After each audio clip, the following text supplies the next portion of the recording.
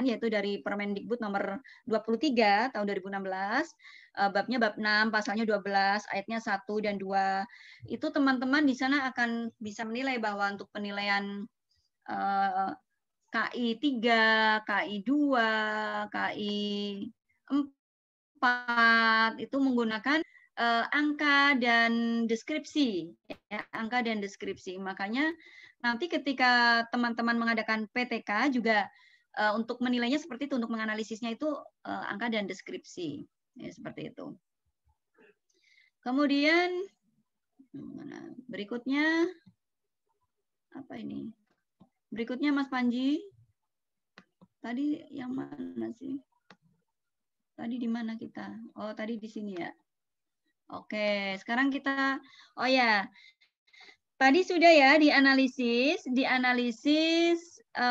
walaupun kalau di bab 3 ini kan sebetulnya belum sampai pada pelaporan, tapi baru bercerita tentang kegiatan penelitiannya. Tapi di situ boleh di situ digambarkan sedikit tentang progres dari Bapak Ibu melakukan perbaikan, sekedar menceritakan tentang progresnya karena di situ adalah kegiatan penelitiannya. Di mana di situ ada metodenya apa, subjeknya siapa, dan seterusnya yang tadi ada di slide atas itu ya. Kita sampai deh pada bab 4. Jadi teman-teman, tadi yang saya sampaikan di setiap slide itu adalah bentuk tulisan, dikembangkan di dalam pelaporannya. Cepat kan? Nah, sekarang kita sampai pada bab 5. Sampai pada bab 5. Oh, saya mau tanya dulu, Mas Panji ini tadi direkam nggak, Mas Panji? Halo? Mas Panji? Direkam nggak? Saya berharapnya sih direkam. Enggak ya? Oke. Sepertinya nggak live streaming ya, Mas? Oke deh. Oke ya, teman-teman, kita sampai pada bab 4. Bab 4 ini sudah pada kita selesai menganalisis bersama dengan tadi itu teman sejawat. Tibalah saatnya kita mau menuliskan laporannya pada bab 4 ya, hasil penelitiannya. Nah, selama kurang lebih 3 bulan atau mungkin 2 bulan setengah, walaupun kemarin saya sampaikan penelitian kualitatif itu relatif lebih lama dibanding dengan penelitian kuantitatif. Penelitian kuantitatif itu karena tinggal menguji teori saja, tinggal menyebar kuesioner, angket, dan lain-lain, data di udah jadi cepat sekali. Tapi kalau kualitatif ini karena itu harus banyak berinteraksi, harus melibatkan, harus berpartisipasi betul dalam penelitian itu, setiap komponennya, makanya ini relatif butuh waktu yang lama. Yang diamati juga kebanyakan kualitatif ini kan lebih kepada perilaku dan lain sebagainya. Sehingga ini butuh betul-betul partisipasi yang aktif, makanya relatif lebih lama waktunya. Tapi meskipun demikian, meskipun minimal sebetulnya 6 bulan kalau penelitian kualitatif, untuk PTK ini bolehlah dengan 3 bulan sampai 4 bulan seperti itu ya. Makanya idealnya tuh kalau guru itu setiap semester itu mengadakan penelitian. Jadi setiap semester itu ada produk yang memberikan kontribusi minimal pada dirinya sendiri agar pembelajarannya lebih bagus lagi setiap pergantian semester. Ini sangat bagus dan punya karya juga. Karya setiap semester produk PTK, setiap semester produk PTK kan enak. Insya Allah akan produktif ya. Seperti itu. Nah, hasil penelitiannya ini nanti di dalam buku laporannya PTK seperti ini, di PTK-nya ini, itu teman-teman ya langsung langsung menuliskan yang tadi sudah diolah, dianalisis bersama dengan kolaboran, dengan bantuan siapa saja yang perlu dimintai bantuan. Nah, sekarang tibalah pada bagian A, bab 4, ini kan bab 4 tadi, deskripsi hasil penelitian perbaikan pembelajaran. Nah, di sini yang pertama ini deskripsi datanya. Di situ teman-teman menuliskan tentang langkah-langkah proses perbaikannya seperti apa. Perbaikan pembelajarannya. Kalau tadi Bu Akmal itu menggunakan menggunakan media video call, prosesnya diceritakan di situ, dideskripsikan. Kan waktu di rumusan masalah yang pertama itu adalah mendeskripsikan, tujuannya untuk mendeskripsikan apakah metode atau apakah media video call dapat meningkatkan hasil belajar membaca Quran surat Al-Falaq ayat 1 sampai 5 dengan pada siswa kelas 3 SD Karangpucung. Nah, itu seperti itu kan. Berarti di sini kita akan mendeskripsikan pada bab 4 ini. Makanya di situ nanti ditulis langkah-langkahnya seperti apa. Pertama kali berarti teman-teman itu karena mengajarkan pertama harus menggunakan RPP dulu kan. Berarti yang pertama di situ itu adalah teman-teman itu menuangkan deskripsinya ini. Pertama adalah di situ misalnya kalimatnya dengan begini. Langkah-langkah dalam proses penelitian ini atau proses perbaikan pembelajaran ini, peneliti lakukan dalam bentuk membuat rencana pembelajaran atau rencana pelaksanaan perbaikan pembelajaran. Beda ya. Di sini itu karena kita akan memperbaiki cara mengajar kita, berarti RPP-nya tuh bukan RPP biasa, tapi rencana pelaksanaan rencana pelaksanaan perbaikan pembelajaran. Jadi di sini perbaikan karena memang untuk memperbaiki. Ditulis mapelnya berarti agama, KD-nya apa, kemudian kan kita menggunakan RPP 3 komponen. Yang pertama adalah tujuan, yang kedua adalah langkah-langkah pembelajaran, yang ketiga adalah penilaian. Berarti nanti di tujuan pembelajaran, teman-teman harus menuliskan di situ tujuan pembelajarannya. Dengan menggunakan media video call, siswa dapat meningkatkan kemampuan membaca Quran surat Al-Falaq ayat 1 sampai 5. Misalnya seperti itu ya. Terus mungkin nanti bisa dipecah lagi tujuan itu, tapi itu saja sudah cukup tadi. Nah, di langkah-langkahnya ini kalau teman-teman mau menggunakan istilah prasiklus, berarti diceritakan di situ prasiklus belum menggunakan video call. Nanti di siklus pertama, di bagian setelah prasiklus, ditulisnya baru menggunakan media video call. Tulis di situ. Terus dari prasiklus, perencanaannya seperti apa.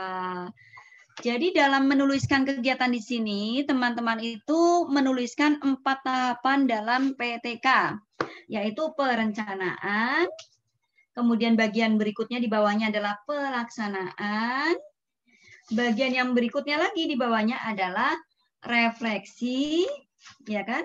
Refleksi kan? Setelah itu baru nanti di situ, setelah direfleksi diapakan? Kan ada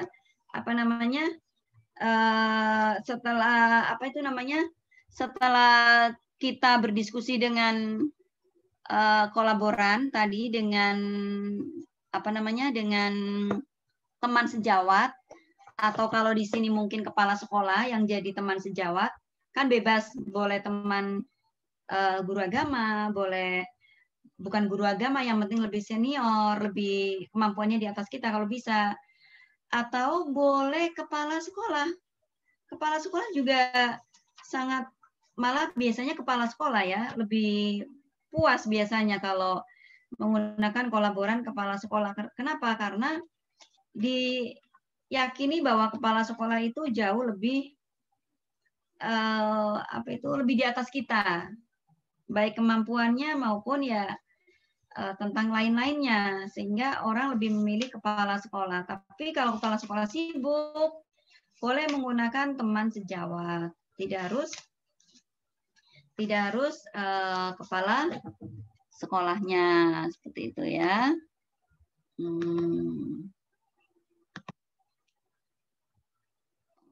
Ya,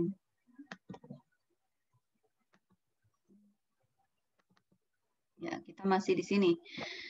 Kita masih di sini. Begitu seterusnya sampai tahapan keempatnya, sampai ke 4 tahapan, yaitu dari perencanaan, pelaksanaan, kemudian pengamatan, refleksi, itu sudah 1 siklus. Kemudian nanti balik lagi karena di dalam 1 tahapan itu ternyata masih belum meningkat secara signifikan. Makanya akhirnya diulangi lagi siklusnya.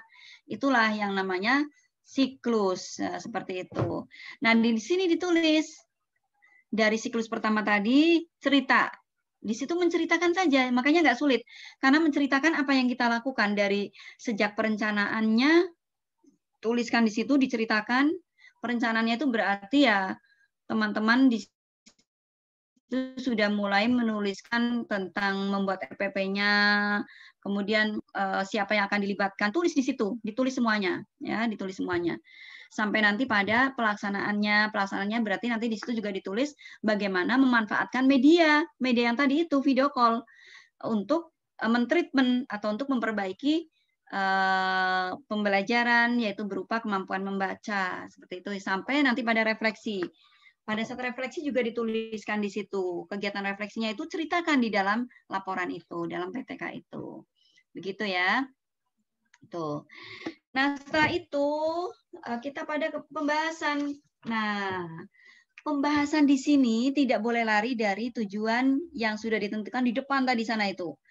Yang sudah ditentukan dari rumusan masalah, kemudian turun ke tujuan. Nah, sekarang di pembahasan ini harus merujuk ke sana.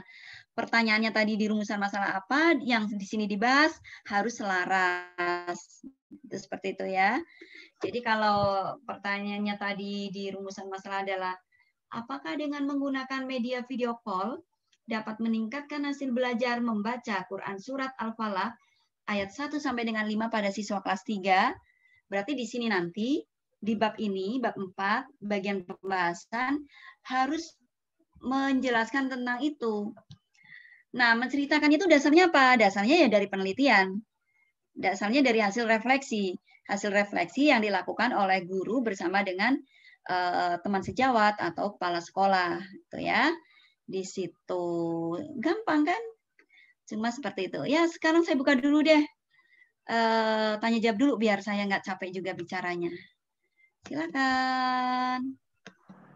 Yang mau menyampaikan. Boleh dengan Pak Mansur ya? Iya. Assalamualaikum warahmatullahi wabarakatuh.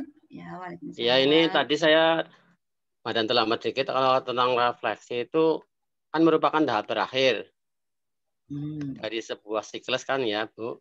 Iya, betul. Nah, itu maksudnya untuk apa itu, Bu? Ya, refleksi ya. Jadi setelah tadi Pak Mansur melakukan treatment dengan cara apa ya kemarin video call ya Pak Mansur ya, yang diteliti dengan video call ya, dengan Zoom. Video. Oh video ya, dengan video call. Dengan video call karena ingin mendengarkan suara bagusnya Pak Mansur kan. Lah itu kan di situ temannya Pak Mansur yang dijadikan teman sejawat untuk kolaboran kan sambil mengamati di situ kan, sambil mengamati Pak Mansur sambil bawa catatan untuk mencatat si A nilainya seperti ini, cara membacanya, cara mendengarkannya, dia sikapnya juga begini. Kalau yang dinilai Pak Mansur mungkin termasuk sikap juga ya di situ. Yang lainnya juga sikap sih tetap kan sikap itu include, sikap itu terintegrasi. Tapi yang paling ditembak itu adalah kemampuan membacanya. Nah, tapi bagaimana juga sikap tetap penting. Nah, berarti Pak Mansur setelah mengadakan tadi itu kegiatan Pak Mansur memberikan contoh, kemudian siswa menirukan dan lain sebagainya yang diamati oleh teman sejawat tadi itu kan sudah selesai itu pelaksanaan namanya. Setelah pelaksanaan selesai, hari besoknya atau mungkin langsung hari itu Pak Mansur kan duduk bersama dengan teman sejawat atau kalau tidak bersama ya satu Zoom lah atau diskusi di WA karena sekarang lagi PSBB berarti ya di rumah masing-masing bercerita saling saling memberi masukan, diskusi hasil dari tadi itu menggunakan video call itu seperti apa. Itu yang namanya refleksi, Pak Mansur. Itu yang namanya refleksi. Jadi refleksi itu adalah menilai kembali, melihat kembali apa yang sudah dilakukan pada saat pelaksanaannya tadi itu untuk menggali kelemahan, keunggulan, dan lain sebagainya. Itu namanya refleksi. Jadi di sini ada anu ya, Bu ya. Bentar, Bu. Ya? Jadi di sini ada dapat disimpulkan berarti ya refleksi itu jadi di sini yang kita ambil adalah berarti apa yang direfleksikan, siapa yang dilibatkan, gitu apa bagaimana jalannya refleksi begitu. Iya, jadi waktu refleksi itu di situ itu merenung sebetulnya refleksi itu. Merenung sambil berdiskusi, merenung tapi sambil berdiskusi dengan teman sejawat. Pak Mansur misalnya melibatkan kepala sekolah untuk mengamati tadi pembelajarannya itu. Pak Kepala Sekolah masuk dalam video call. Karena ikut mengamati. Kalau nggak ikut masuk video call, gimana mengamatinya? Pada waktu Pak Mansur memberikan contoh membaca kepada anak-anak, anak-anak juga menirukan. Itu kan Pak Kepala Sekolahnya itu kan mengamati kan? Sambil pastinya dia memiliki catatan-catatan. Nah, setelah selesai ngajar, kan Pak Mansur diskusi tuh dengan kepala sekolah tentang kegiatan yang tadi itu. Itu namanya refleksi. Nah, refleksi ini akan menghasilkan kesimpulan-kesimpulan. Misalnya, dari hasil nilai tadi pengamatan, nilainya sudah naik ini, Pak. Ternyata yang tadinya membacanya itu bingung dia seperti apa, ternyata naik. Widi naik menjadi yang tadinya 65 menjadi 71. Eka yang tadinya 71 menjadi 74. Begitu seterusnya, rata-rata naik. Yang tidak naik mungkin cuma 2 atau 3. Karena mungkin sinyalnya lemot atau dan lain seterusnya. Nah, itu berarti hasil refleksi ini nanti kalau sudah naik, walaupun ada yang belum naik, tapi kan persentasenya sangat kecil. Kan tidak harus naik semua. 2 misalnya dari 20 siswa ya sudah cukup. Sudah bisa dikategorikan. Karena tadi kalau menurut standar penilaian, dikatakan berhasil ketika 75% berarti naik nilainya, hasil belajarnya. Seperti itu kan. Kalau misalnya muridnya 30, ya. Setelah siklus dilaksanakan ya berarti ya. Iya. Setelah tadi itu pembelajaran dilaksanakan, kan terus refleksi. Refleksi ini ya kita sedang berdiskusi tentang hasil yang tadi itu. Tentang kegiatan yang tadi Pak Mansur itu ngajar. Nah, itulah namanya satu siklus. Sudah. Kalau nilainya sudah naik, berarti nanti ditulis di dalam bab 4. Di dalam bab 4, tulis di situ di pembahasan. Ya. Di pembahasan. Tadi waktu di siklus itu kan cerita tentang kegiatannya. Kegiatannya waktu Pak Mansur ngajar, sampai refleksinya seperti apa, sekilas-sekilas. Tapi kalau di pembahasan di sini, teman-teman harus menyinkronkan dengan teori yang tadi dicantumkan di bab 2. Nah, ini caranya begini. Caranya begini. Misalnya naik tadi hasilnya ya, gini. Dari hasil pengamatan, peneliti bersama dengan teman sejawat, diperoleh hasil bahwa 75% peserta didik atau siswa, kalau menggunakan peserta didik terus peserta didik sampai akhir, jangan gonta-ganti siswa peserta didik, konsisten. Nilai siswa, misalnya saya menggunakan siswa biar cepat mudah lidah saya ngomong siswa. Ternyata kemampuan membaca siswa ada kenaikan secara signifikan, 75% naik. Ini karena peneliti menggunakan media yang berbeda dengan pada saat prasiklus. Prasiklus kemarin menggunakan di situ itu hanya menggunakan WA, contohnya pakai voice di WA tidak efektif karena tidak terlihat mulutnya bagaimana dia itu mengucapkan huruf ro, dal, misalnya kayak gitu ya. Nah, ternyata setelah menggunakan video call itu meningkat. Ini selaras dengan pendapat Misalnya pendapat siapa? Pendapat Ashar dalam bukunya Media Pembelajaran, bahwa media pembelajaran ini sangat efektif untuk siswa kelas apa, bla bla bla.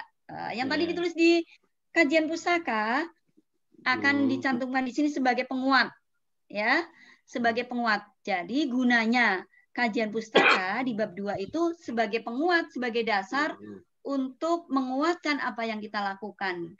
Karena kan kita akan mengembangkan teori. Jadi teorinya Pak Ashar tadi itu yang kita kutip-kutip itu dikuatkan oleh kita melahirkan teori baru, yaitu dengan metode apa, menggunakan apa, terjadilah pembelajaran yang interaktif, nilainya naik seperti itu.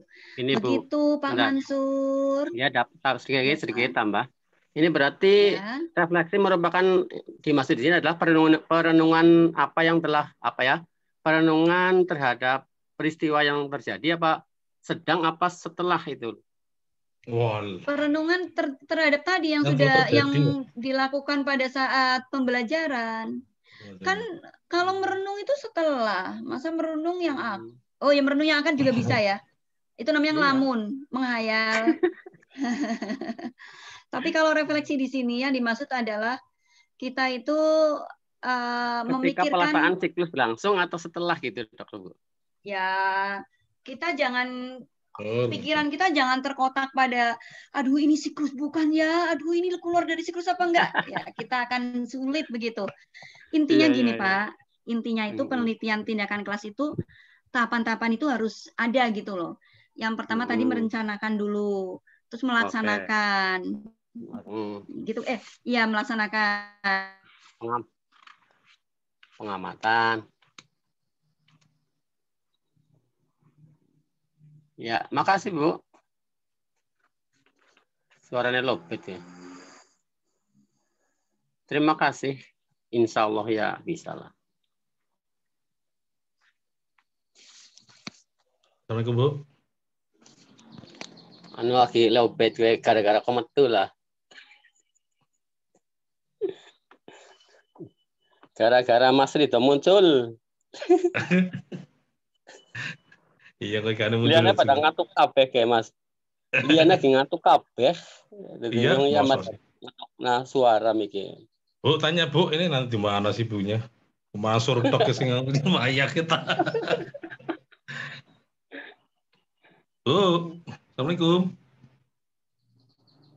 Sabar. Rusak apa ya? Anu kemeringat. Kemeringat ya, Bu. Ngopi dulu, Pak, ngopi dulu. Oh iya. Ngopi dulu, monggo. Aku kemeringat. Maki pasti, Mak. Astagfirullahaladzim. Sabar.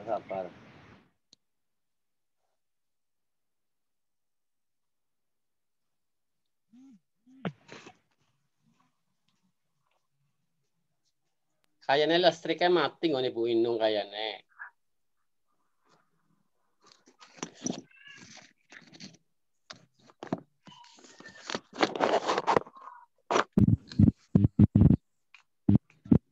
Sudah sampai bab mana Pak Mansur penelitiannya? Hah? Saya sudah selesai. Sampai mana? Oh, udah selesai. Mantap. Dikirim lah Pak ininya penelitiannya jenengan, kirim ke grup. Jadi untuk ternyata seperti ini gitu. Jadi bisa ngambang jadi ambiar. Mulane konco-konco ya ambiar puyeng.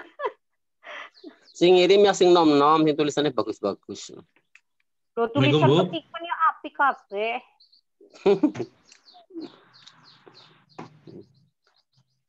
Mas Ridho, sabar Mas Ridho, Bu Inung lagi istirahat. Oh ya sudah.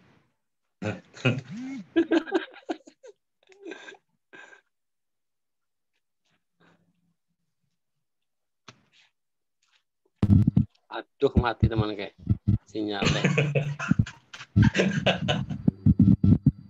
Gara-gara nyong takon be apa ya? Iya ya. Tahun dengan panas airnya. Siap Bu Inung muncul. Alhamdulillah. Mana? Alhamdulillah. Ya kami Katon biora. enggak tak bismillah lah. Ada suara tambah rupa ke Mansur.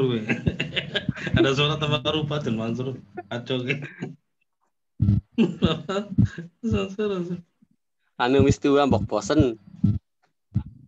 Saya heran, saya terpental terus nih. Waduh. Anu lagi istirahat kayaknya ibune kayak gitu. Saya gini nih, saya kok keluar sendiri padahal nggak kenapa-kenapa. Assalamualaikum Bu. Ya, waalaikumsalam. Silakan, ada yang mau disampaikan? Itu Mas Ya. Rito itu.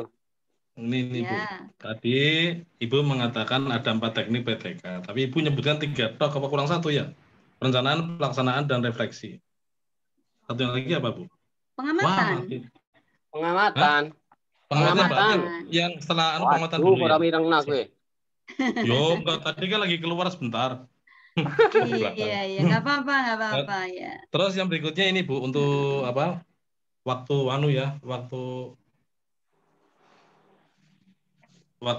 untuk melaksanakan ininya apa? Vikolnya berarti kan, kalau vikol kan berarti medianya ya Bu. Nah itu ya. Kalau berarti siklusnya akan panjang ya Bu, karena untuk daerah yang sinyalnya kurang itu biasanya kan agak patuh-papat. Kalau hari ini nggak bisa, berarti besok lagi. Itu bisa yang tadinya direncanakan dalam 1 bulan, bisa 2 bulan nggak jadi masalah Bu. Oh gitu. Jadi karena video call di sini nggak berbarengan ya, satu-satu ya, atau mungkin iya satu-satu, karena kalau berbareng lebih repot lagi ya. Banyak yang ada daerah nggak rata Bu. Iya. Maklum daerah Gumelar sebelah sana itu, kalau Gumelar sebelah kota sih lumayan Bu. Ya mungkin lebih lama lagi. Ya tapi kan tidak lama-lama amat lah ya, paling ya misalnya sehari berapa anak, kan nggak mungkin sehari 1 juga kan. Sehari kan bisa mungkin Pak Rido ngambil 10. Nah. Lagi 1 anak kan paling berapa menit, nggak akan lama-lama kan. Iya. Ya, bisa 1 hari itu berapa gitu. Nggak, jadi nggak harus berlama-lama banget, enggak. Ya sudah. Seperti itu. Ya. Terima kasih Bu. Silakan yang lain. Nanti kalau sudah ketemu baru lagi. Ini mimpil sih Bu. Mimpil ya nggak apa-apa. Pokoknya yang penting semangatnya dulu. Kalau udah semangat, ya jangan dipikir, jangan adu lah pokoknya. Kalau adu itu virus soalnya. Adu itu adalah virus. Iya. Kalau saya sejak Ibu saya semangat Bu. Masalahnya apa? Saya lihat perbedaan antara kualitatif dan kuantitatif kok. Jadi situ, untuk agama lebih mudah gitu loh Bu. Iya, Insya Allah. Kita lebih jadi praktis tidak, dan ini cerita tentang kegiatan kita sehari-hari kan? Iya, betul. Pengalaman kita. Jadi ya, di situ harus ada kenaikan karena ini suatu ya itu saja. Untuk perbaikan. Jadi kalau misalnya ini ya, saya kasih semangat nih. Misalnya teman-teman sudah melakukan tindakan ini, sudah melakukan penelitian tindakan. Hasilnya kok orang munggah-munggah ya. Hasilnya ini. Itu bisa misalnya sudah 2 siklus. Sudah 2 siklus kok nggak naik-naik? Bisa dengan merubah strateginya. Jadi metode yang dipakai di dalam judul itu tetap, tapi mungkin strateginya yang berbeda. Atau tekniknya, atau caranya. Seperti itu. Contohnya kemarin sudah saya contohkan ya, hari kemarin ya. Jadi tanpa merubah metode. Atau misalnya sudah dipakai strategi kok tetap tidak naik, berarti kan nggak efektif. Ya sudah, anggap saja itu berarti tidak efektif, tidak meningkatkan, ya kita rubah setting lagi, pakai yang lain. Nah, apakah apa yang sudah kita kerjakan itu mubazir? Tidak. Silakan ditulis Bapak Ibu menjadi sebuah artikel ilmiah. Artikel ilmiah itu ya penemuan-penemuan Bapak Ibu, karena penemuan itu kan bisa jadi begini. Jadi tidak selalu yang baik-baik. Misalnya gini, ternyata dengan menggunakan metode, kan nyatanya begini, metode ceramah saja, kan diyakini dengan hasil penelitian banyak orang, banyak ahli itu tidak efektif untuk saat sekarang ini. Itu artinya bahwa tidak ada satupun yang harus unggul terus. Tetap ada kelemahan-kelemahan. Makanya tidak masalah sebetulnya nulis sebuah penelitian yang hasilnya itu tidak selalu meningkat. tetapi tidak masuk dalam kategori PTK karena PTK itu untuk perbaikan pembelajaran. Jadi ini untuk tulisan hasil penelitian ilmiah saja, gitu ya. Ya, masih. Sia-sia enggak? Ya. Ya, sip. Kalau mau meneliti lagi nanti berarti punya 2 tulisan. Yang pertama tadi adalah karya ilmiah yang tidak PTK, yang kedua nanti PTK, kan gitu. Semakin banyak nulis semakin bagus. Oke, berikutnya ada yang Ada yang mau menanyakan lagi? Bab 4 sudah sampai ke pembahasan tadi ya. Jadi yang ada di rumusan masalah tadi sudah diceritakan.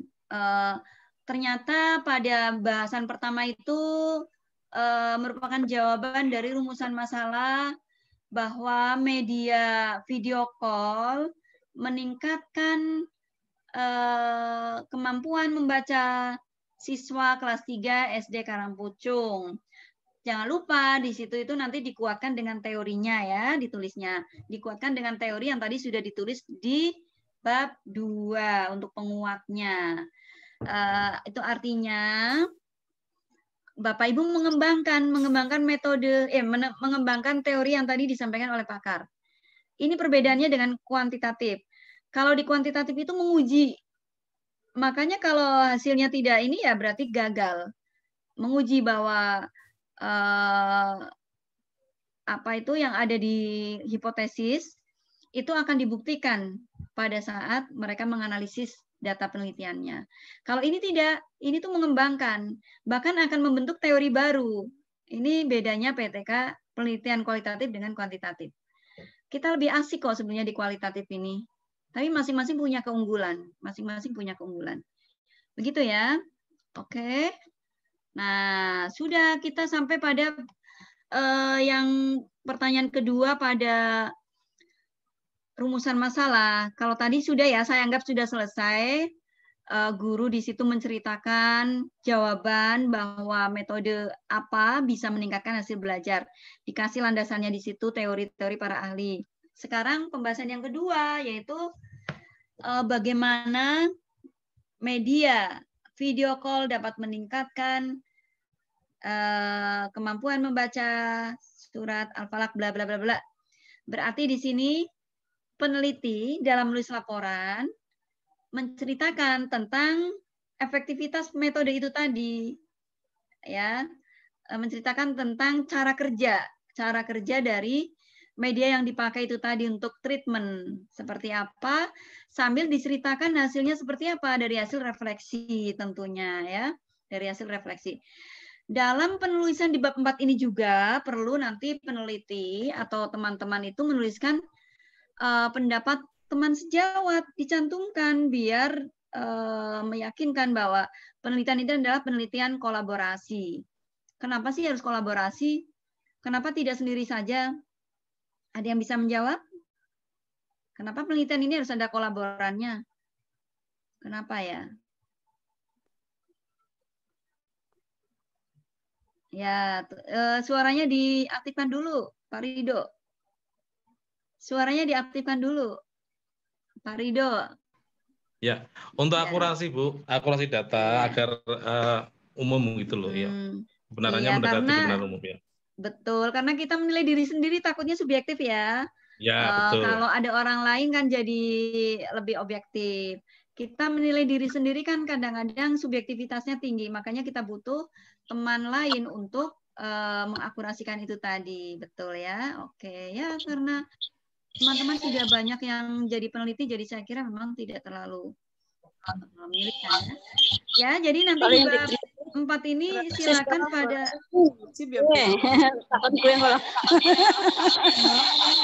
paling banyak ada yang mau menyampaikan, Bu Sulistya Retno? Mau menyampaikan, silakan.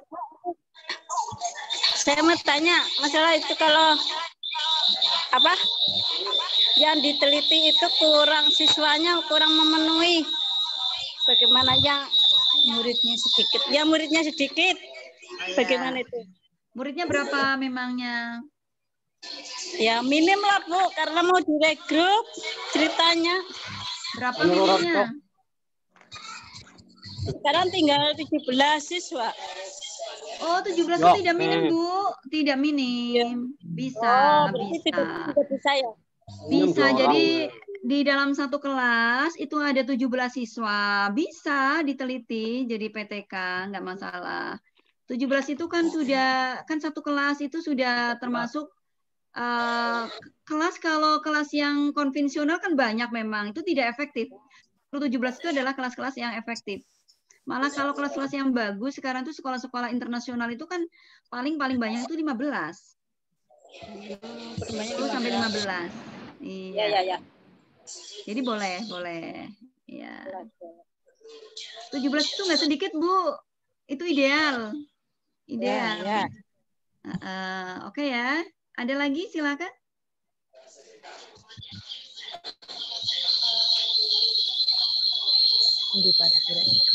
Halo, mohon izin Bu Inung bertanya. Boleh, dengan siapa ini? Oh, saya dengan Solihatutia Ningsih, Bu. Oh ya, tadi Bu Sulistyo dari SD mana ya, Bu? Saya lupa tadi nggak. Dari SD 1 Bangsa Kebasen. Oh, Bangsa. Oke. Kalau Bu ini yang mau nanya, Bu siapa namanya?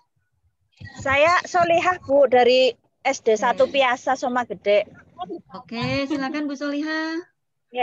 Mohon izin bertanya, untuk jarak antara siklus 1 dan siklus 2 itu apakah ada ketentuan secara baku ataukah tergantung selesainya di siklus 1? Jadi mungkin bisa 1 bulan atau mungkin hanya beberapa kali pertemuan atau bagaimana, Bu? Jadi jarak antara siklus 1 dan siklus 2. Terima kasih, Bu. Oke, bagus sekali pertanyaannya, Bu Solihah.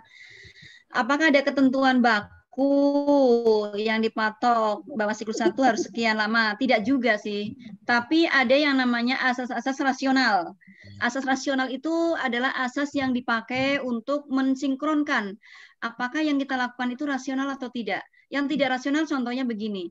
Hari ini kita merencanakan besok pagi kita langsung hari ini observasi. Kan pertama observasi dulu. Besok kita langsung membuat perencanaan. Hari berikutnya, hari ketiga, kita langsung di situ melaksanakan. Minggu besok kita langsung ngamati seperti apa, bla bla bla.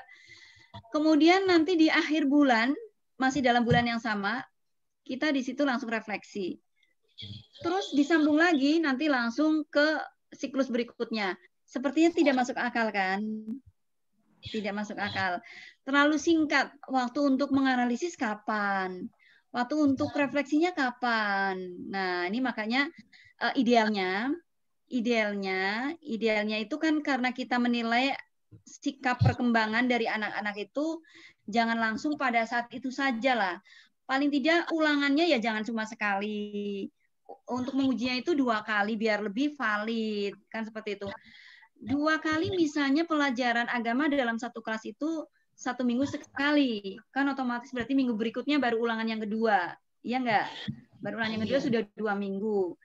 2 minggu nanti belum lagi untuk refleksinya dengan teman sejawat. Belum tentu juga dengan teman sejawat bisa langsung janjian, ayo kita besok mau diskusi nih tentang kegiatan kemarin itu, pelaksanaan kemarin. Aduh, saya nggak bisa minggu ini. Ya, kadang-kadang begitu juga.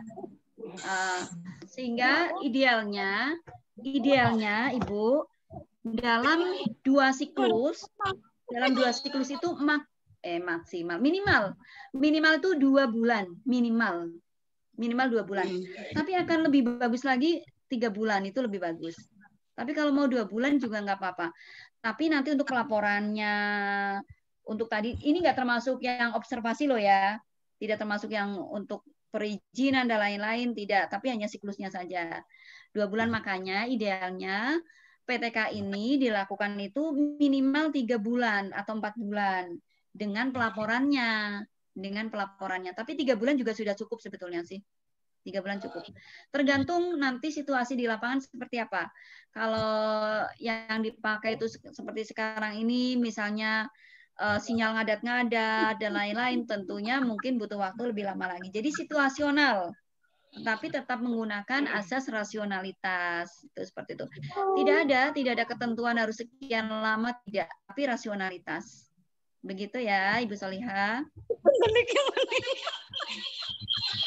Halo, Ibu Solihah. Sudah, Bu Solihah. Ada lagi pertanyaannya? Silakan, ada lagi?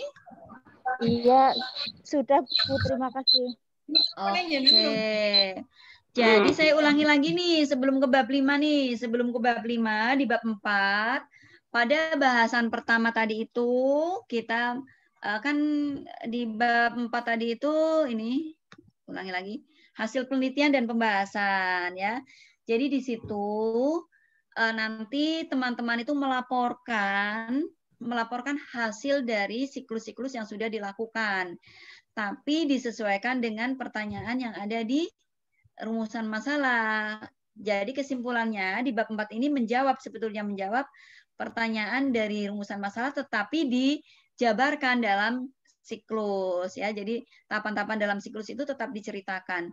Dan jangan lupa tetap di situ menggunakan sebagai penguat itu ya teori-teori yang sudah kita pelajari seperti itu ya. Teori yang tadi sudah kita tulis di bab 2 itu sebagai penegas atau sebagai penguat atau sebagai landasan atau sebagai bagaimana kita mengadaptasikan metode yang akan kita gunakan itu dengan mengadaptasikan dari teorinya orang lain kan begitu ya. Oke. Kita sampai pada bab 5 deh kesimpulan. Kesimpulan di bab 5 ini isinya apa sih sebetulnya? Di sini sebentar ini kesimpulan dulu. Nah, kesimpulan di sini adalah sintesis ya. Jadi bukan ringkasan sebetulnya. Bukan ringkasan tapi sintesis. Sintesis di sini itu saya pindah ke bawah orangnya biar bisa melihat ya. Sintesis itu apa? Bukan jurnal, Bu? Apa jurnal apa anu ya? Enggak, sintesis itu kan analisis tapi analisis yang menggabungkan dari objek satu ke konsep yang lain, dari objek satu ke objek yang lain, dari dari ranah satu ke ranah yang lain itu sintesis namanya ya. Ada argumen, ada ada stimulus, ada respon, ada argumen, ada sebab akibat dan lain sebagainya. Itu sintesis. Sintesis itu lebih dari sekedar analisis, seperti itu. Makanya kesimpulan ini ya apa yang sudah dilakukan oleh peneliti ya dari awal, dari sejak mengidentifikasi masalah dituliskan di sini. Tapi kita tetap merujuk pada dua tujuan. Jadi tujuannya kemarin kita tulis 2 misalnya. Di sini sebisa mungkin merupakan sintesis dari itu. Diceritakan di situ. Jadi bentuknya boleh nanti paragraf yang sedikit agak panjang di situ menjelaskan bagaimana sih apakah metode apa meningkatkan efektivitas atau meningkatkan hasil belajar apa. Di situ dituliskan dengan data-data juga di situ. Buktinya apa? Misalnya sebanyak 75% atau sebanyak misalnya 13 siswa dari 16 siswa meningkat hasil belajarnya, misalnya seperti itu. Kemudian di yang nomor 2-nya, di situ itu bagaimana sih sistem kerja metode apa yang akan kita gunakan, seperti apa, sehingga di situ pembaca bisa mengetahui, oh ya ternyata cara kerja metode ini atau media ini memang efektif, makanya meningkatkan hasil belajar. Itu seperti itu ya kesimpulan. Nah, terus dari dari simpulan ini dari bab 5 ini di bagian kedua itu saran. Di saran ini yang perlu dituliskan di situ di saran ini ya dari hasil kesimpulan yang diperoleh tadi itu apa, kemudian di sini tuh mau direkomendasikan untuk siapa gitu ya. Misalnya begini contohnya. Penelitian gini. Peneliti melaksanakan penelitian ini dengan dengan mungkin sangat keterbatasan tertentu sehingga masih jauh dari sempurna. Oleh karena itu dibutuhkan penelitian selanjutnya untuk melanjutkan penelitian ini, terutama pada bagian apa yang belum tersentuh gitu ya. Ini namanya rekomendasi. Tapi di sarannya itu apa? Sarannya ya misalnya ya perlu ada kerjasama yang baik antara misalnya agar penelitian semacam ini bisa dilakukan oleh setiap guru misalnya ya, atau dukungan apa, ini harapan-harapan saran itu.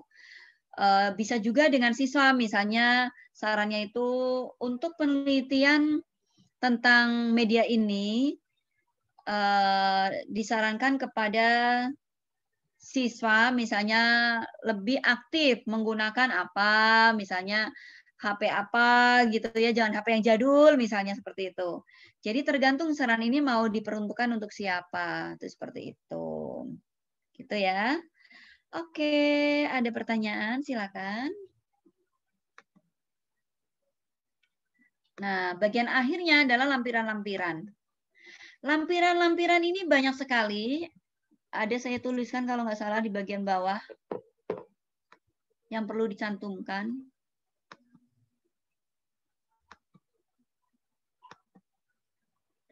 Saya ini apa enggak ya? Oh ini ya. Antara lain ini.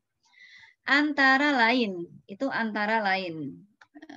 Nanti bisa dilihat di slide-nya. Ini antara lain seperti ini. Ini PTK ya. Ini PTK. Nah, ini saya buat untuk PTKP kemarin, jadi bunyinya masih PTS atau PTKP.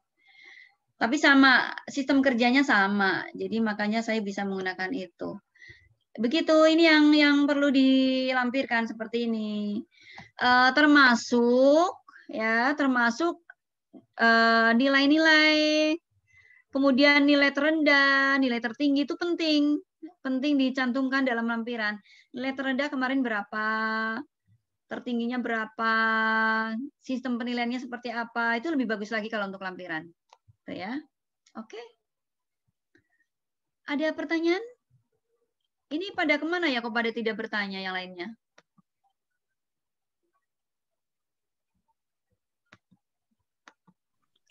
Halo. Begini, kalau tidak ada, ada lagi, silakan. Ya. Jadi setelah kita bahas bersama dengan Ibu yang sangat baik sekali, ini berarti inti dari tindakan kelas kan adalah pembelajaran ya Bu. Ya. Intinya pembelajaran. Jadi ketika saya meneliti suatu kegiatan atau penelitian terhadap guru atau itu kan kepala sekolah, kalau penelitian terhadap siswa, misalkan saja apabila siswa itu ketika diadakan penelitian sering ada yang banyak tidak berangkat, itu solusinya gimana itu? Ya diulang.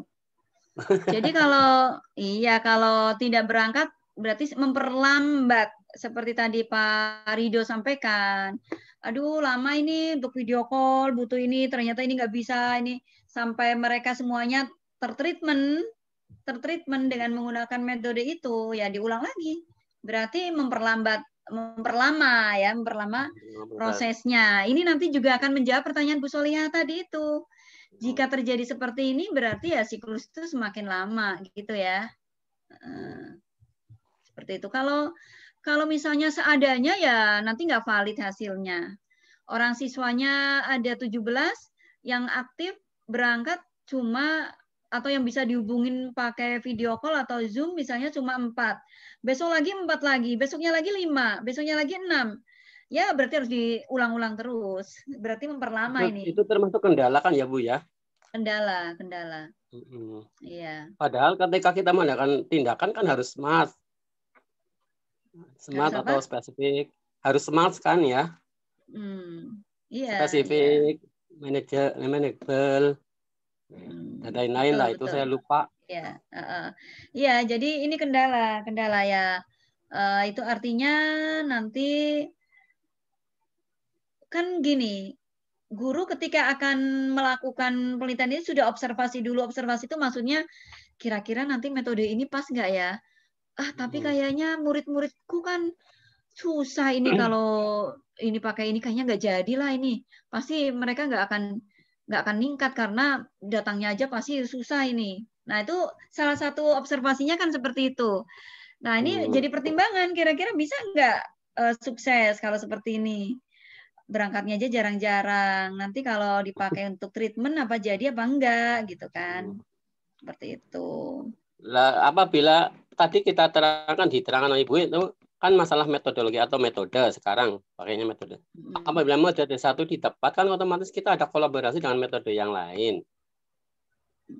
Atau istilah gabungan dari beberapa metode gitu loh. Nah, ketika saya buat judul kan dengan metode ini dan ini atau bagaimana itu? Oh, gini. Jadi kita bicara metode ini kan luas sebetulnya. Rumah besarnya itu model. Jadi kalau kita bicara model pembelajaran itu artinya luas sekali. Rumah besarnya itu model. Di dalam rumah besar itu nanti ada metode. Metode itu ya cara untuk mengantarkan seperti apa. Terus kemudian cara yang lebih spesifik ketika berada di dalam sebuah kegiatannya namanya tekniknya. Tekniknya menggunakan apa. Jadi metode itu bisa dilakukan dengan teknik seperti apa. Nah, mungkin yang dimaksud Pak Mansur ini, ketika kita akan membuat PTK ini, biar tidak rubah-rubah terus judulnya, ya yang dirubah itu teknik atau strateginya. Jadi metodenya itu kalau mau tetap seperti kemarin Pak Rido ya, yang pakai view ya Pak Rido ya? Tidur itu. Oh, Pak Rido ke kamar mandi. Iya, jadi kemarin pakai view Pak Rido itu ada beberapa alternatif tekniknya atau medianya dipakai itu beberapa cara. Nah, paling di situ mainnya Pak Mansur. Kita main di medianya atau main di strateginya atau main di tekniknya. Gitu. Jadi biar tidak merubah judul. Kalau merubah judul kan repot juga, menyulitkan.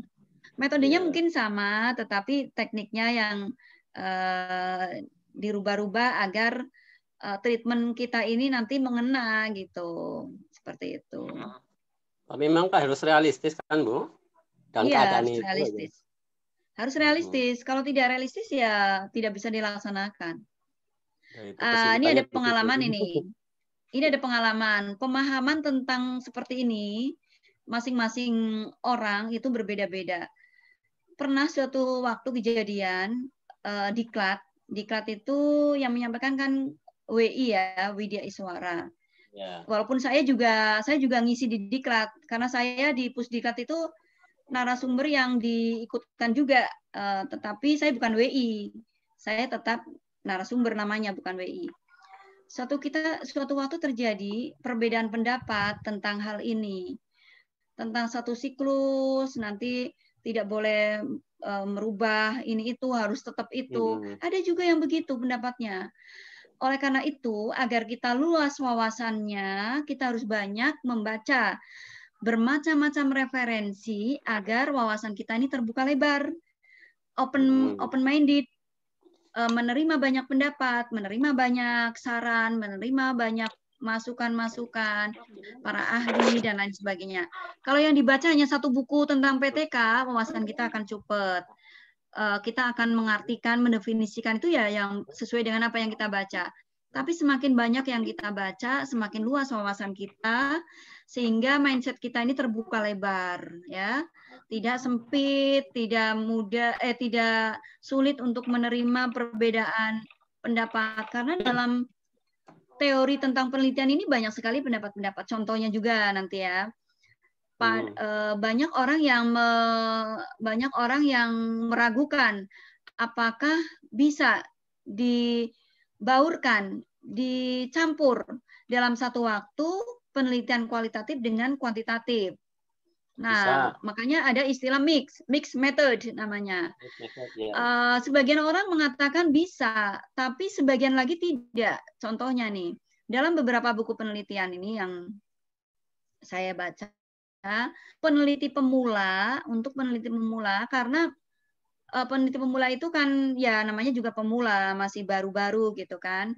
Untuk mencampurkan dua metode, dua penelitian ini tentu sulit.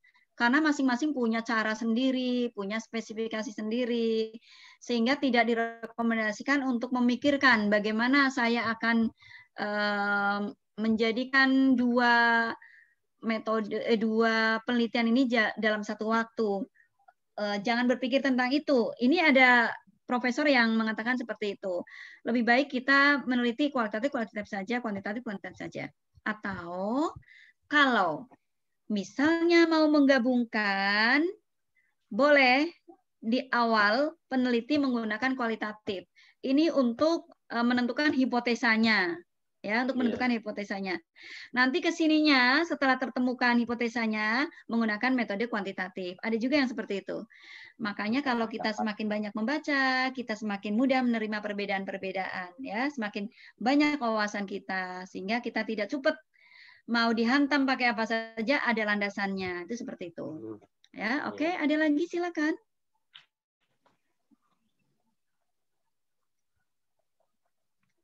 Silakan. Ya. Saya kepengen ditanya sama yang lainnya, ini mana pada yang lainnya nih? Ya, pada tidur udah mau bola. Saya tas yang tidak kira pasti itu mana yang dia. Diam, Sur, diam. Ya. Sambil nulis biar nggak ngantuk ya. Saya juga kadang-kadang gini, pengalaman yang sering muncul itu kita sudah melakukan, tapi kita mau nulisnya itu malas mulainya. Ini yang paling sering terjadi. Jadi teman-teman tuh banyak yang sudah melakukan treatment sebetulnya, misalnya ngajar apa dengan cara apa itu, tetapi kadang-kadang mau nulisnya itu malas, mulainya kapan gitu tuh malas. Ya, itu sering terjadi. Saya itu ini ada ini di sini. Nih. Tuh ya. Di gambar saya itu ini juga metode-metode hasil karya saya. Banyak, tapi tidak semuanya juga bisa saya tulis. Kadang-kadang faktor ini itu sehingga tidak semuanya tertulis. Padahal banyak sekali yang sudah saya lakukan, kadang-kadang kendalanya seperti itu. Makanya saya ingin mengajak pada teman-teman di sini nih, ayo kita mulai nulis, jangan takut salah. Nanti kalau salah juga paling kita ketawa baca tulisan sendiri. Tapi nanti kesininya kan jadi semakin seringnya menulis semakin terlatih, ya. Jadi tulis-tulis aja, jangan takut salah. Orang kan berproses dari yang salah-salah, kemudian agak benar, kemudian benar, dan tidak bisa sempurna. Sesempurna apapun tulisan seseorang itu pasti tetap ada kesalahannya. Tidak ada yang sempurna kok. Ya, makanya jangan takut, tetap nulis. Nanti endingnya jurnal kegiatan ini. Kita harus bikin jurnal, jangan sampai setelah ini tidak ada jurnal. Nah, nanti Pak Panji akan ngurus tentang perjurnalan. Kalau di Dinas Pendidikan sudah ada pedagogi ya. KKGPAI nanti ada jurnal, namanya apa terserah, ya. Ya ikut itu pedagogi. Oh jangan ikut sendiri, ngapain ikutan? Maksudnya masuk itu biasanya. Kita bikin sendiri saja, harus kreatif, jangan ikut-ikutan dulu.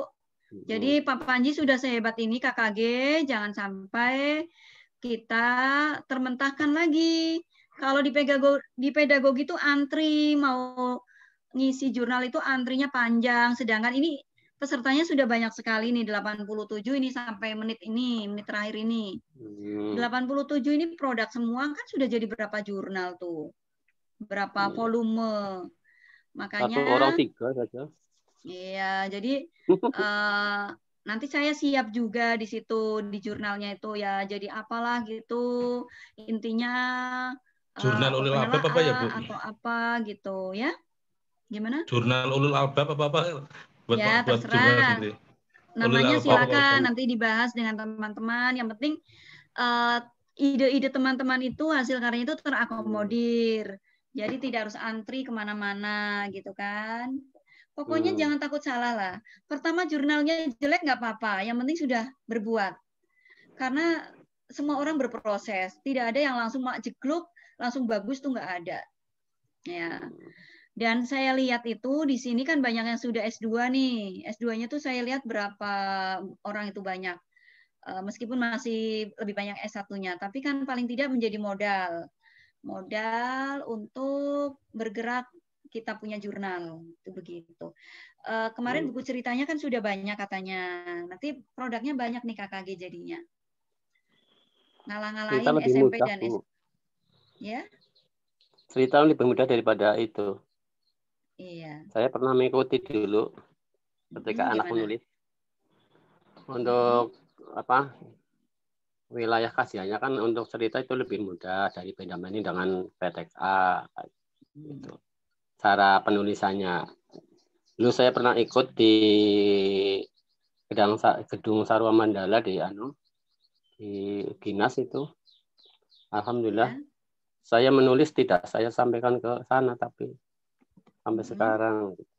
Tapi cara kajiannya itu lebih mudah menulis cerita daripada jadi cerita itu apa yang hampir sama apa yang dialami tapi beda apa ya, beda bidang istilahnya, beda problem lah. Iya. Ya, karena jenisnya berbeda. Jadi tapi masing-masing punya ya ada titik sulitnya. Jadi tidak mudah juga. Seperti saya nulis buku cerita susah juga. Saya nggak terlalu bakat. Jadi kalau saya nulis cerita itu ya saya juga banyak sebetulnya punya cerita-cerita, apalagi hidup saya kan penuh warna ya. Jadi kalau saya tuliskan itu jadi novel, 10 novel mungkin bisa, tapi ternyata tidak mudah juga bercerita, Pak Mansur. Apalagi saya di gunung. Iya. Tapi tidak dengan anak saya. Anak saya yang kecil itu, walaupun baru SMA, itu sudah nulis buku cerita. Jadi ternyata bukan berarti lebih mudah, enggak juga. Masing-masing ada titik sulitnya, masing-masing ada ciri khasnya yang tidak semua orang bisa juga. Jadi masing-masing punya keunggulan gitulah. Tapi memang genre-nya kan beda, genre-nya ya. Kalau ini nulis, ini kan lebih terkonstruk, lebih tersistem gitu. Kalau cerita kan namanya juga cerita ya, alurnya alur yang bebas gitu. Tetapi kan ada semacam kode etik juga, ada semacam aturan-aturan yang menyertainya, bukan berarti bebas-bebas gitu, enggak juga kan? Ya apa yang dialami juga sih Bu. Ya, dan PTK ini paling sederhana kan sebetulnya, paling mudah. Tidak seperti penelitian yang lain. Ini sangat simpel, makanya kalau bisa itu teman-teman itu langsung produk lah setelah ini, langsung produk. Nanti silakan ditulis, terus nanti ada tempat untuk menampung. Nanti saya bisa sambil baca-baca begitu ya. Mudah-mudahan ya ada waktu ya. Karena kadang-kadang sekarang budayanya manu, Bu. Ya. Budaya sekarang manu. Malas menulis. Malas nulis. Tidak, sekarang musim daring banyak penulis-penulis baru ini. Guru-guru saya banyak yang kemarin menerbitkan beberapa buku. Kenapa? Karena banyak pengalaman-pengalaman yang ditulis, tiap hari nulis tentang pengalaman, aduh pembelajaran ini kok rasanya begini ya, tulis. Ternyata numpuk jadi buku.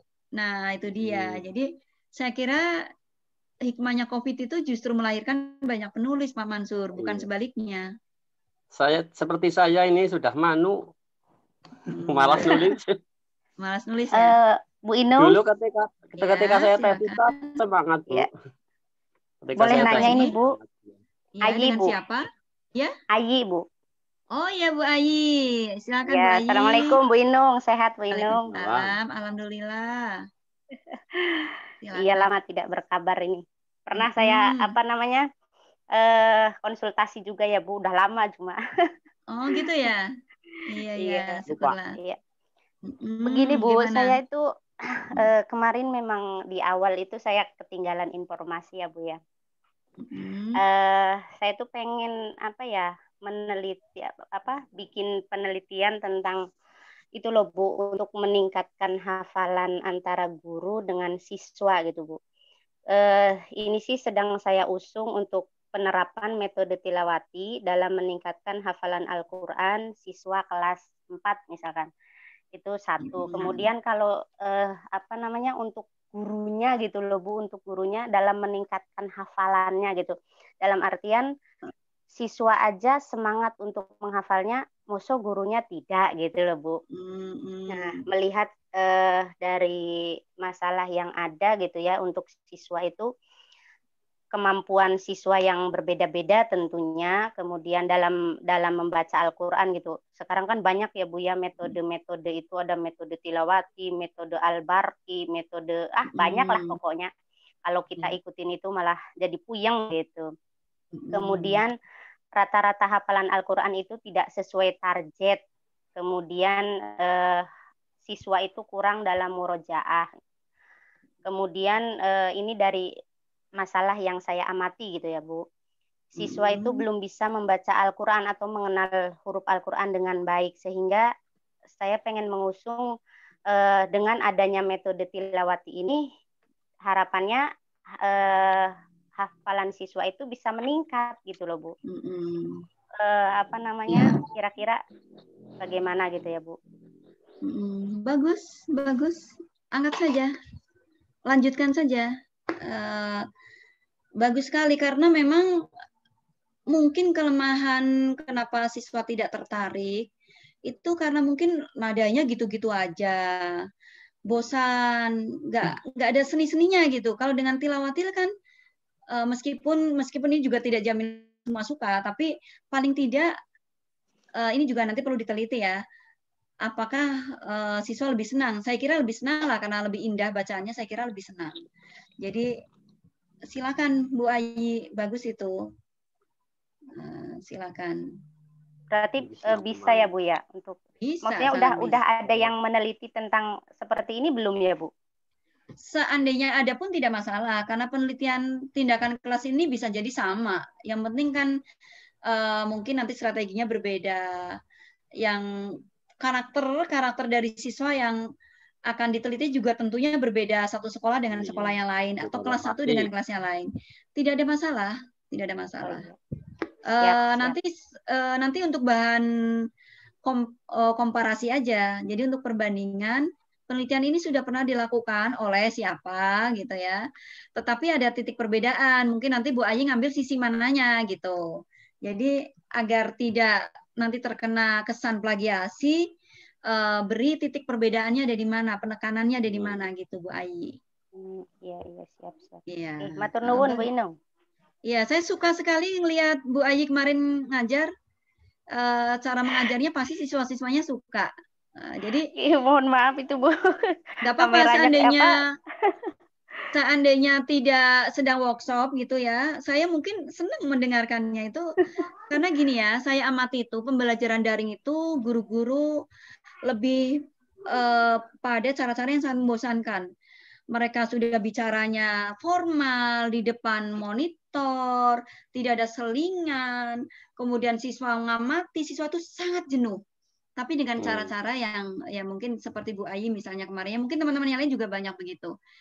Atau saya sering mendengar anak saya ketika diajar, saya kan selalu dengar ya, karena pagi-pagi itu dia mulai, saya masih di rumah, kadang-kadang sambil berkerudung mau ke kantor, kadang-kadang saya WFH juga di rumah ngamatin.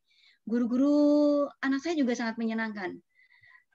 Bahasanya itu bahasa yang mengena di hati anak-anak, komunikatif, menyesuaikan dengan gayanya anak-anak, kekinian, itu saya kira anak-anak suka ya. Jadi mengurangi rasa jenuh ketika daring yang seperti itu. Tapi saya punya adik nih, saya ceritakan nih ya. Ya adik nggak perlu saya sebut. Ketika ngajar daring itu formal, ngomong, bahkan dia baca di buku, tapi di videoin, sampaikan kepada siswa. Coba, kira-kira anak jenuh nggak? Saya bilang, kalau hanya baca, anak-anak juga pinter baca, di rumah ngapain kamu contohin baca? Saya bilang gitu. Tanganmu bawalah media apa, atau kamu menampilkan apa. Jadi tangan kita membawa media, kita menampilkan slide-slide tentang apa, film atau contoh-contoh apa, atau kasus apa. Jadi anak-anak pasti suka, nggak bosen. Jangan melulu tugas juga. Rata-rata orang hanya menuliskan tugas-tugas saja, kan sangat membebani anak-anak, ya kan? Musim daring sudah nggak ketemu teman-teman, nggak ketemu gurunya, hanya dikasih tugas saja, mereka pasti akan jenuh. Orang tuanya juga capek untuk ngajarinya, karena yang ketemu orang tuanya, ya kan? Nah, seperti itu. Bu Ayi dari SD mana ya, Bu Ayi ya? Saya SD UMP, Bu. Oh, pantesan. Pernah ini juga Bu, workshop apa itu yang kurikulum 13 kalau tidak salah yang di Garden itu. Di Garden ya pernah. Terus saya juga sering lihat performnya SD UMP ya. Waktu di Depo Pelita pernah apa itu? Depo Pelita ya. Iya. Iya, gitu. Bu. Ya, sukses lah ya. Sukses untuk ya, Bu Ayi dan teman-teman yang lainnya ya. Silakan, ada lagi yang mau sharing? Memang kalau daring ini bikin keriting, bikin garing memang, Bu. Betul. Makanya harus banyak inovasi. Kreativitas dan inovasi. Iya. Banyak banyak hikmah juga. Saya kemarin sempat nulis itu, Bu, nulis apa ya? Sebenarnya unek-unek hati gitu. Saya mau menyampaikan kemana, saya cobalah nulis. Ternyata bisa juga gitu, bisa nulis. Bisa, iya. Memang betul, mandek. Memang betul, kalau nulis Ayi, memang harus gitu, harus fokus selalu. Gitu. Jangan diputus idenya. Kalau berhenti idenya putus. Betul. Jadi harus terus. Saya pernah mempressure anak saya juga nih, pengalaman mungkin bisa dijadikan ini ke teman-teman. Pada waktu liburan panjang waktu itu, yang panjang banget pernah ya libur panjang ya. Saya pikir kalau anak selalu pegang HP, pasti dia akan sangat tidak produktif. Saya tekan, kan dia minta apa ya, saya pressure gini. Mama mau beliin kamu, tapi kamu harus nulis. Pokoknya 1 hari itu 1 lembar. Jadi nanti liburnya ini kan ada 2 bulan. Kamu harus produk 60 halaman minimal. Makanya gimana caranya? Tiap hari saya tanya, mana hari ini produknya? Mana hari ini produknya? Benar jadi buku. Jadi ternyata kadang-kadang harus dipaksa juga Bu Ayi dan teman-teman. Seperti Bu. Itu ya, harus dipaksa. Terbiasa karena terpaksa. Iya. Tapi memang banyak yang berproduk di musim daring ini, banyak yang menjadi penulis dadakan. Jadi itu hikmahnya. Karena banyak pengalaman-pengalaman baru. Gitu ya. Oke, yang lainnya adakah pertanyaan? Kalau tidak ada, kita akan lanjut. Halo Pak, Bu. Silakan. Ayo. Bu Sulis nih. Tadi. Dan Bu Sulis. Kita itu kalau akhir nanti dikasih format PTK itu bagaimana itu Pak Bu? Oke. Dari itu sampai akhir lah itu yang sampai apa itu? Masih rampung. Ya, saya nanti kasih contoh satu ya, kasih contoh untuk sekedar ini. Tapi yang namanya contoh ya pasti banyak kekurangan juga karena itu karya mahasiswa pasti tidak selamanya benar. Jadi jangan dicontoh plek, tapi tetap harus yang salah ya jangan ditiru. Dan jauhi dari yang namanya plagiasi. Yang paling penting ambil dari manapun sumbernya dikatakan itu aman, gitu ya. Nanti saya kasih contohnya. Oke, terima kasih semuanya. Besok pagi kayaknya tinggal tugasnya gini aja. Mungkin saya besok pagi karena nggak ada Zoom. Jadi intinya tugasnya itu teman-teman yang membuat PTK aja, udah itu tugasnya. Dan produknya nanti muncul di jurnal. Itu aja tugasnya. Nanti saya kasih contoh-contoh lah. Begitu ya. Terima kasih atas atensinya. Mohon maaf jika dalam interaksi kita hari ini mungkin ada hal-hal yang kurang berkenan, canda apa. Kadang saya suka canda-canda. Itu sebatas canda aja ya. Jadi mudah-mudahan tidak ada yang tersinggung, tidak ada yang merasa gimana karena kita bercanda. Jangan lupa saya memberikan sesuatu ini ya karena saya manusia biasa, mungkin banyak hal kurang ya nanti dilengkapi, mohon dimaafkan. Silakan nanti kalau saya mungkin share-share apa Saya mohon ziadahnya untuk like and subscribe ya, biar kita sama-sama. Saya memberi dan teman-teman juga memberi sesuatu. Insya Allah. Oke, mohon maaf sekali lagi. Terima kasih atas atensinya yang luar biasa. Sukses untuk semuanya. Wassalamualaikum warahmatullahi wabarakatuh. Waalaikumsalam warahmatullahi wabarakatuh. Mana cerita Mas Ido? Salam. Mana cerita sebarangan. Ini kembalikan kepada Mas Panji. Ramburi bengko gampang. Mas Sur, kapan-kapan ya. Mas Sur. Oke, siap. Ya, silakan Mas Panji. Saya sudah pamit ya. Selamat jalan, Bu. Apa?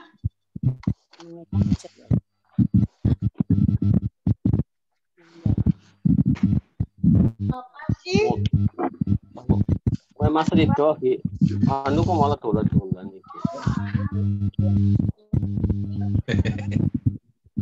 Aduh.